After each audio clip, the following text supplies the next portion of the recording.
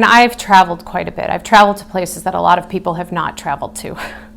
Afghanistan, Yemen, the Gaza Strip, Latin America, lots of places.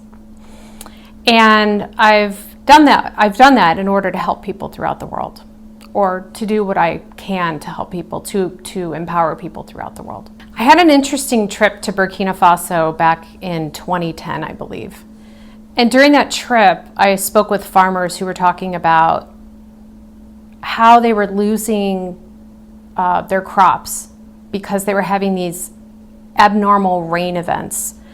They normally thought about planting their crops at a certain time, and then what would happen is that they would plant their crops on this specific date. Then they would get this huge rain event 2 weeks afterwards, after they expected the rain, and then it would wash away all their seeds. They would lose their crop. They would have to go back and replant, and that costs money. And when you don't have a lot of money, it hurts the food security of your household. And when I talked to the meteorologists in Burkina Faso about this issue, they said, here's the funny thing. When you look at the numbers actually tell you that we have average rainfall in the year. But when you look at the monthly numbers, and you even break it down further, you could see that there are these huge rain events followed by these long dry spells. So the rain is there, it's just not happening at the frequency that it used to in the past, in which people they depended on that for their lifestyle, right? For their livelihoods. And then I started really thinking about this, and I mean, this is 2010. So what happened?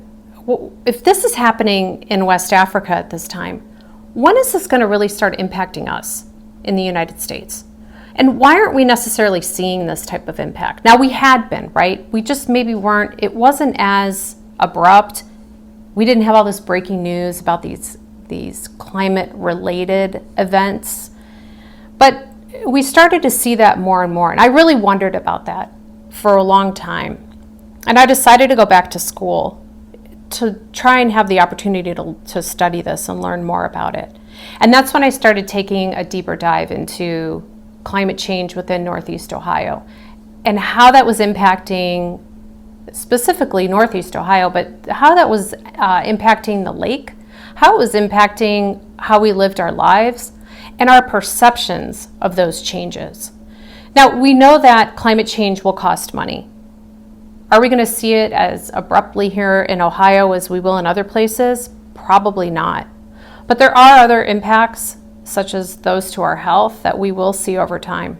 We already saw with the large algal bloom that happened a few years ago in Lake Erie that it really impacted water quality in Toledo specifically. People couldn't drink water coming out of the tap. That is unheard of. But if we continue to see the climate changing at a pace that is rapid, we are going to continue to see these types of changes that are going to impact our health, that are going to impact our livelihoods, that are going to impact how we are on a daily basis. So this really, it really concerns me that people don't seem to be paying attention to it. This is something for somebody else to solve. A lot of times we think, oh, it's up to our elected officials to take care of these things, right?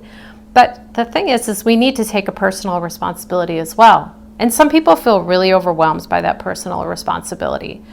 I don't want to change the car I drive. I don't want to change, the temperature in my house and how I live and what I buy. But there are little changes that can take place that will help with reducing climate change. And that will ultimately lead to better health for all of us.